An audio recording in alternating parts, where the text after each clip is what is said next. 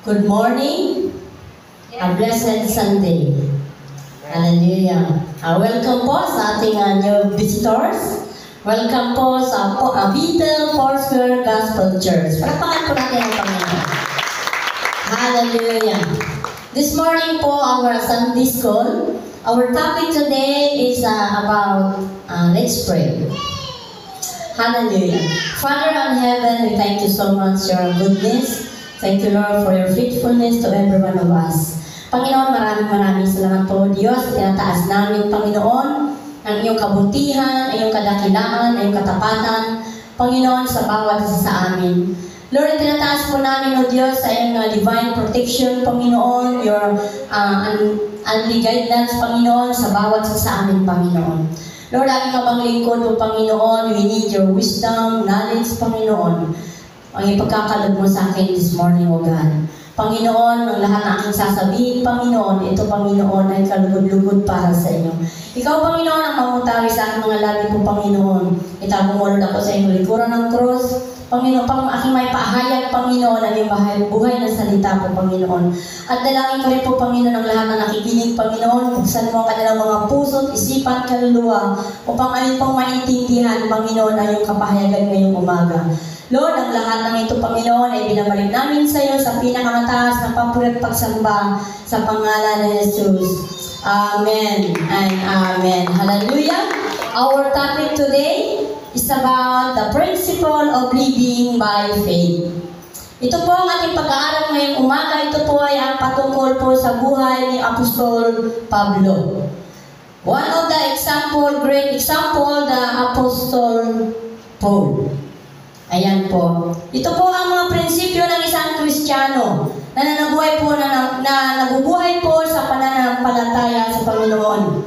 Ito po, alam po natin na kapag tayo po ay isang lingkod ng Diyos, isa lang po ang ating prinsipyo.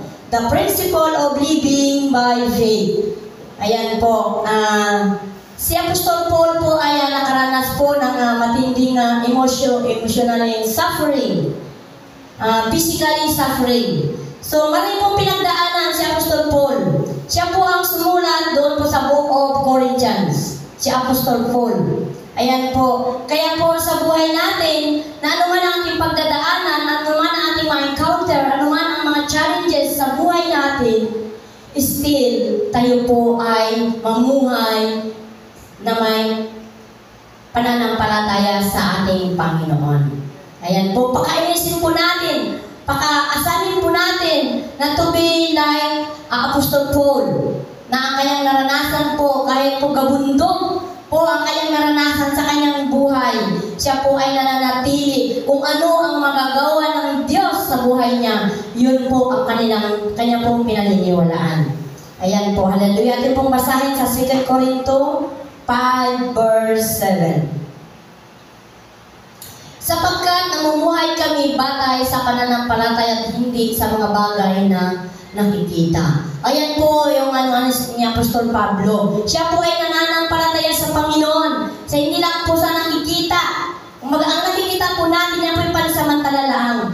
Pero ang pananampalataya po natin sa Panginoon dapat po ay naninindigan tayo. Naninindigan po tayo. Yan po ang ating paniwalaan na kung ano ang magagawa ng Diyos sa buhay natin. Yun po ang ating paniniwalaan sa Panginoon. Kaya po, napakahalaga po bilang isang Kristiyano po ay mamuhay tayo doon sa ating pananampalataya sa ating Panginoon. Okay. Meron po akong 3 points. The principle in our life, living by faith.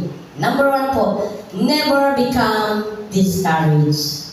Huwag po tayong madi-discourage sa anumang mga nangyayari sa ating mga buhay. Pakatandaan po natin, bilang isang anak ng Diyos, tayo po, naiintindihan po natin na hindi po maiiwasan na tayo po makaka-encounter ng mga discouragement sa buhay, disappoint, makakaranas po tayo nun. Kasi habang tayo po ay sumusunod sa kalooban ng Diyos, makakaranas po tayo nun. Sabi nga, no exempted as a Christian of a trials are in our life. Hindi po tayo exempted sa mga trials, sa mga buhay.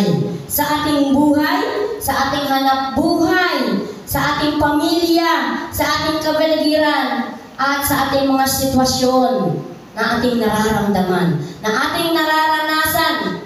Alam niyo, gusto po ng kaaway na tayong ilihis ang ating paglilingkod minsan sa Panginoon. Brothers and sisters, tatapatin ko po kayo, hindi po maging madali as a Christian. Hindi po maging madali ang buhay ng isang Kristiyano. Marami po tayong kakaharapin. Marami po tayong maging makakaranas sa kanan, sa likod, patagiliran, sa nakakapaligid sa atin. Ayan po. Kaya po tayo bilang isang mga anak ng Diyos, isa lang po ang ating prinsipyo sa buhay. Isa lang po ang ating paninindigan. Manampalataya tayo sa Panginoon. Manindigan tayo. Tumayo po tayo. Kahit anong nararanasan natin. Alam niyo, minsan po sa buhay ng isang Kristiyano, ang isang ginagamit po minsan, ang ating mga kasamahan, ang ating mga pamilya. Ayan, ginagamit yan para sa atin, para tayo ay tumibay, para hindi tayo mawala ng pag-asa, para tayo subukin kung gano'n na ba kataas ang level ng faith natin sa Panginoon. Kaya po, wag po tayong panghinaan ng loob kung minsan po meron pong discouragements sa ating buhay. Disappoint sa ating buhay na mararanasan. Yan po ay kabilang sa ating paglilingkod sa Panginoon para tayo ugain, para tayo ay i-discourage. Kumbaga, si Apostol Paul po ay napakaraming pagsubok sa buhay natin. Isipin nyo si Apostol Pablo po, hindi siya nag-asawa, hindi siya nagkapamilya. Alam niyo po, ibinuhos niya kanyang buhay at inalaan niya sa Panginoon sa paglilingkod. Tayo kaya? Kapag nakaranas po tayo ng gabundok, sunod-sunod, mga discouragement sa buhay natin, disappoint sa buhay natin, bibitaw ba tayo? Katulad po ni Paul.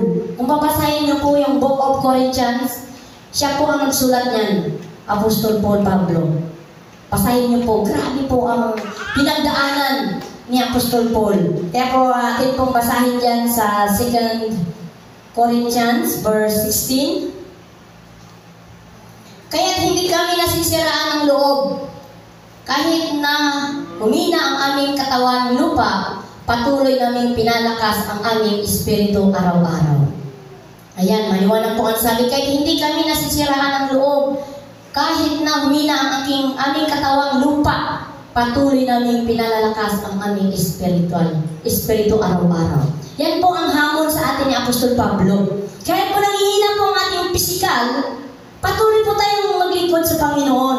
Alam niyo po ang sekreto, kumuha ka ng lakas sa Panginoon. Kumuha ka ng lakas sa Lord dahil ang Panginoon ang nagbibigay ng strength. The Lord give me strength to every one of us. Ang Panginoon po nagbibigay ng lakas sa Panginoon.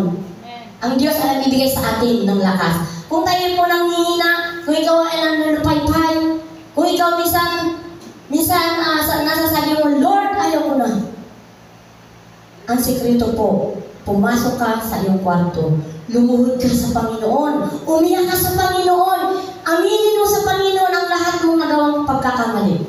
Huwag po tayong mahiya sa Lord. Na minsan dumarating po sa punto natin na parang nawawalan ka ng gana dahil sa maraming nakapaligid sa atin. Ang daming gusto kang i-down.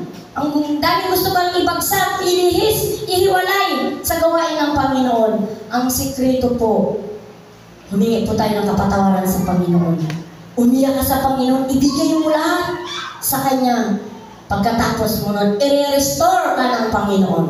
I-restore kung ikaw nanghihina, i-restore ang iyong spiritual na buhay. Pakatandaan po natin. Palalakasin po tayo ng Panginoon. Ang tao po minsan, ang mismo pa ang tao ang gagamitin para manghina ka. Pero ang Panginoon ni kailanman, hindi ka pababayaan ng Diyos.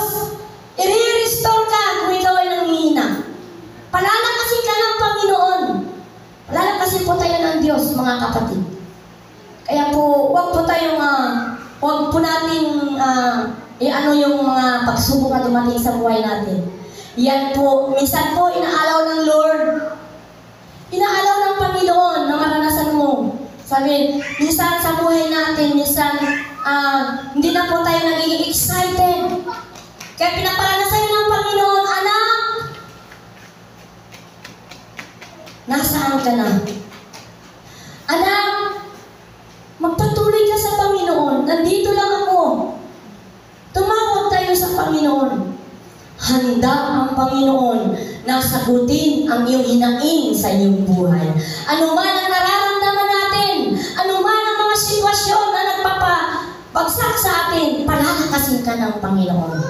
Palalakasin po tayo ng Diyos, mga kapatid. Tandaan po natin, ang tao minsan mayroong kakulangan, mayroong katapusan ang tao sa pagtutulong sa atin. Pero ang Panginoon, unlimited po niya ang Panginoon tumulong sa atin. Amen. By the grace of God, kaya tayo makakapagpatuloy sa Panginoon.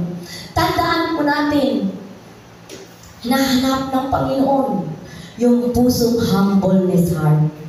Yung pusong mapagpakumbabang loob. Napakahalaga po sa atin bilang isang Kristiyano na tayo ay mapagpakumbabang loob sa Panginoon. Yan po ang pinaka hinahanap ng Diyos. At pangalawa po, yung pagmamahal natin sa Kanya. Ang pagmamahal natin dapat manatili na talagang on fire tayo sa gawain ng Panginoon. On fire, mainit lagi ang ating pagmamahal sa Panginoon. Ayan, hallelujah. Kaya po sa buhay natin, pakatandaan po natin, wala pong ibang magbibigay sa atin ng kapayapaan. Wala pong magbibigay sa atin ng lakas para patuloy na isulong ang lahat ng ating gawain para sa Panginoon. Ang Lord lang po, siya po ang magbibigay sa atin. Hallelujah. Number 2, continually strengthening of spiritual life. Ayan, ang tunay na prinsipyo ng mga Kristiyano ay nabubuhay sa pananampalataya at patuloy nating palakasin ang ating buhay espiritual. Ayan po, kanina po ating binasa, ating po ulitin sa 2 Corinthians 4:16, diba sabi, kahit nanghihina ang aking kaluluwa, at kahit nanghihina ang aking lupang, kahit po nanghihina ang ating lupang, ano ba yun? 2 Corinthians 4, ayan. Patuloy po natin i-connect ang ating relasyon sa Panginoon. Patuloy po natin i-connect ang ating paglilingkod sa Panginoon. Kapag nakakunik po lagi ang ating naka-align, ang ating relasyon sa Panginoon, mga kapatid, hindi mo po mararanasan ang panghihina sa spiritual na buhay. Kapag lagi po tayo naka-align sa Panginoon, lagi po tayong excited, lagi uhaw ang ating paglilingkod sa Panginoon, mga kapatid, hindi po natin mararanasan ang panghihina sa ating spiritual na buhay. Hallelujah. Maraanan niyo po sa ngayon, marami pong Kristiyano, kapag sunod-sunod ang gabundok na trial sa buhay, damay ang spiritual na buhay, damay ang paglilingkod sa Panginoon, damay lahat. Pansinin po natin, pag karamihan po, kapag nanghihina po ang ating buhay espiritual, damay ang ating relasyon sa Panginoon. Manghihina ka.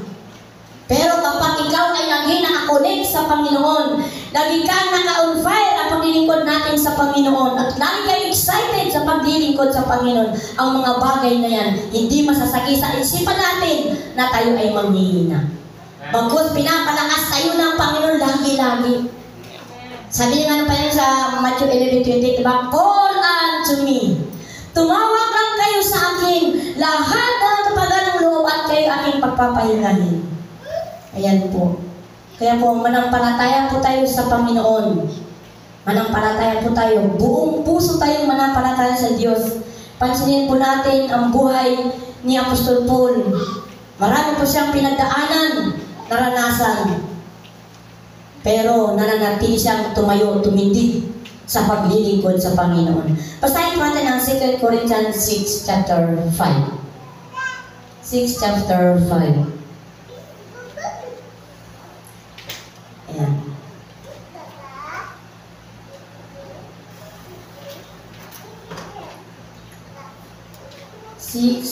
Chapter 5. Ang 4:16. Philippians 1:21. Sa Philippians 1:21 yan. Sapagkat para sa akin, ang buhay ay para kay Kristo at ang kamatayan ay pakinabang. Ayan po ang panindigan ni Apostol Pablo.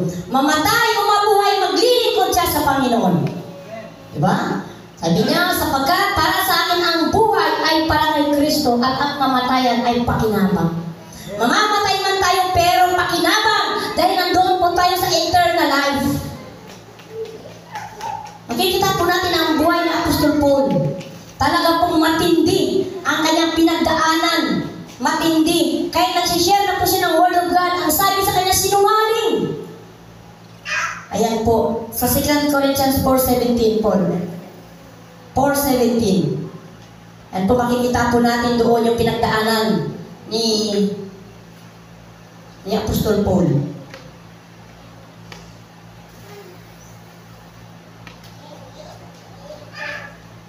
Second Corinthians 4:17. Ayan. Ang bahagya at panandaling kapighatiang dinaranas namin ngayon ay magbubunga ng kagalakang walang hanggan at walang katulad. Ayan po ang sinulat po ni Apostol Pablo. Ayan, ang bahagya at panandaliang kapighatian na dinaranas namin ngayon ay magbubunga ng kagalakang walang hanggan at walang katulad. Kaya po kahit kabundok ang nararanasan natin, kahit sunod-sunod na problema po ang naranasan natin sa buhay, ang sabi ni Apostol Pablo, ang bahagya ay panandaliang kapighatian na dinaranas namin ngayon ay magbubunga ng kagalakang walang hanggang katulad. Palakpakan natin ang Panginoon. Ayan. Walang hanggang katulad ng kasiyahan ang ibibigay sa atin ng Panginoon. Walang hanggang katulad ng kapayapaan ang ibibigay sa atin ng Panginoon. Walang hanggang katulad ang mararanasan natin pagpapala, pagkakaloob sa atin ng Panginoon. Kahit anong pinagdadaanan natin ngayon, kahit nalugmok na tayo sa napakaraming trial sa buhay, kapatid, ang sabi ni Apostol Pablo, magbubunga ng kagalakang walang hanggan at walang katulad.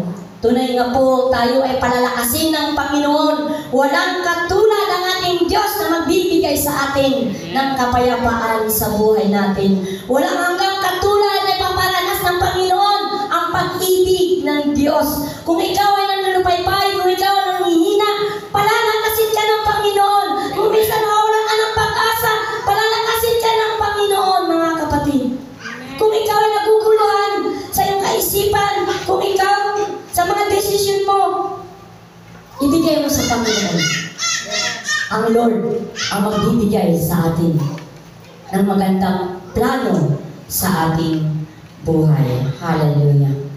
Pangatlo po, always positive thinking.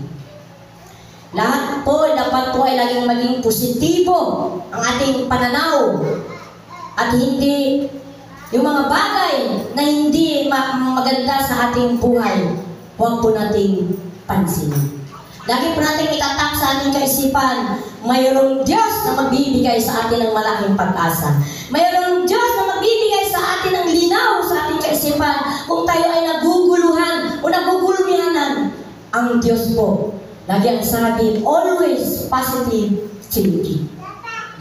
Kaya po, napakahalaga po sa atin bilang isang Kristiyano, isa po ang sekreto, magbabad ka sa salita ng Panginoon. Ito po lang ang sekreto sa ating buhay ng Kristiyano, ang magbabad po tayo sa salita ng Panginoon. Dahil dito po natin makukuha ang lahat.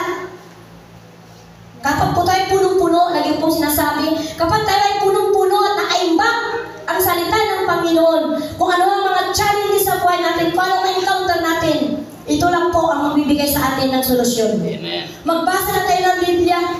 Mga kapatid,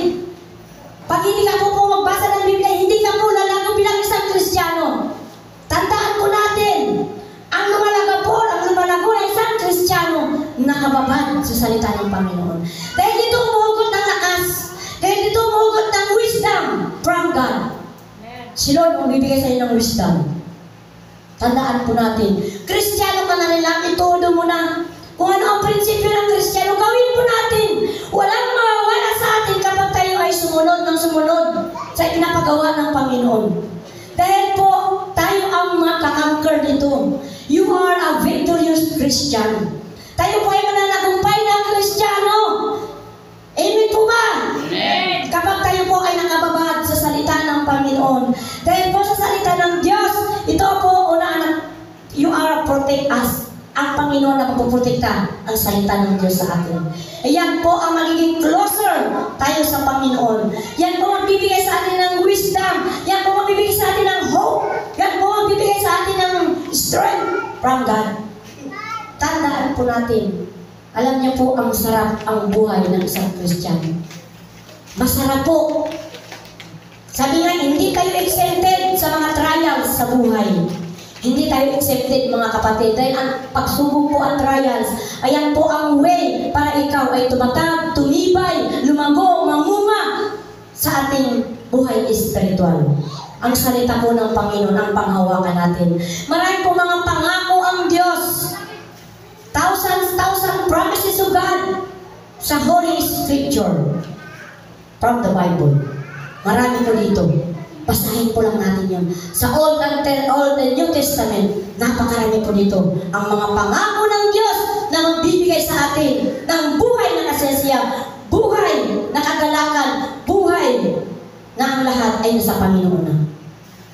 Tandaan po natin, kapag tayo po ay patuloy na maging malinaw, sabi nga, always positive thinking ang pananaw po natin. Tandaan po natin ang lahat ng ating mga pangarap sa buhay magiging matagumpay kasama natin ang Panginoon. Palakpakan natin ang Diyos. Magiging matagumpay po tayo basta kasama natin ang Panginoon. Pansinin po natin, marami po mga Kristiyano na minsan po tumatalikod, umaalis, nalilihis. Isa lang po dyan, hindi na nila mahal ang Panginoon. Amen. Hindi na nila mahal ang Panginoon. Nawala na sila ng gana. Pero kapag mahal na mahal mo ang Panginoon, lagi kang excited, lagi kang uhaw sa presensya ng Panginoon, mga kapatid. Amen.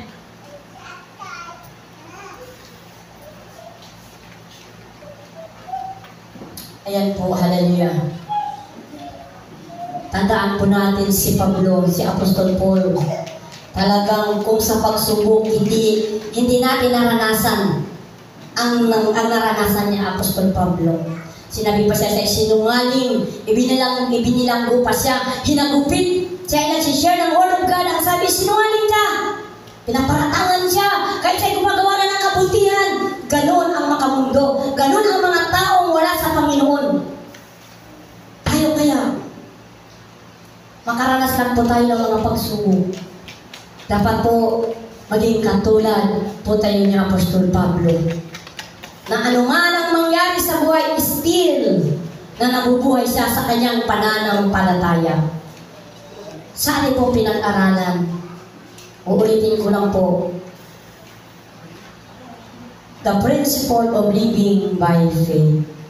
Number 1 po, never become discouraged. Huwag po tayong mali-discourage. Anuman ang ating maramdaman, anuman ang ating maranasan, anuman ang ikidako sa ating mga kapatiran, sa ating mga kasamahan, sa ating pamilya, sa ating kapaligiran, sa sitwasyon. Never become discouraged. Hallelujah. Number 2 po, continually strengthening of spiritual life. Kung ikaw ay nanghihina, kumuha ka ng lakas sa Panginoon. Ang Diyos lang ang bibigay sa iyo ng lakas, walang iba. Amen.